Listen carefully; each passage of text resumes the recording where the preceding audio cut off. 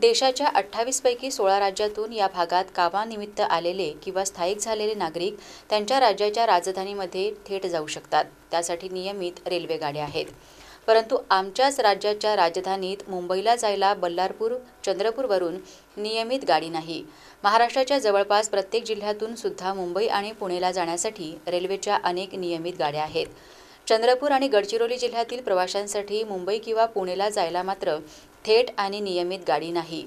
आम्ही रेल्वेला कोळसा, सिमेंट आणि लोह खनिजाच्या वाहतुकीतून दरवर्षी हजारो कोटींचे उत्पन्न देतो।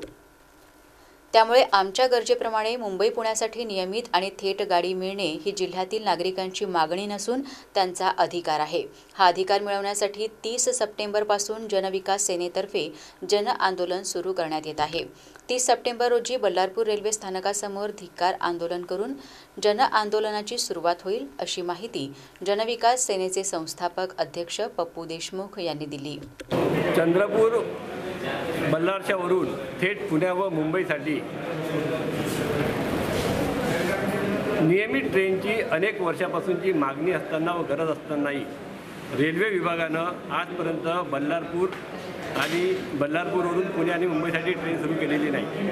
दुसरीकडे आमचे नेते 40 ट्रेन असताना पुन्हा एक वंदे भारत एक्सप्रेस सिकंदराबादसाठी सुरू करून ढोल बडवत आहेत निवडणुकीच्या तोंडावर।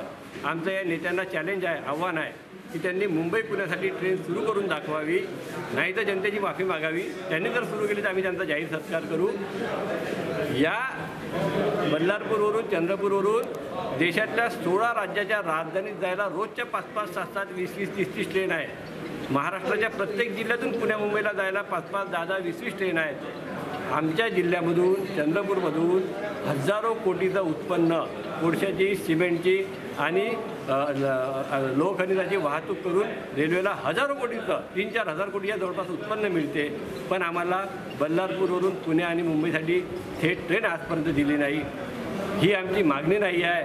आम्ही रेल्वेला उत्पन्न मिळवून देतो, हा आमचा अधिकार आहे। हा आमचा अधिकार जर पूर्ण केला नाही तर जनविकास सेना जन आंदोलनाच्या माध्यमातून तो हिसकावून घेईल, हा आमचा रेल्वे विभागाला, केंद्र सरकारला, राज्य सरकारला इशारा आहे।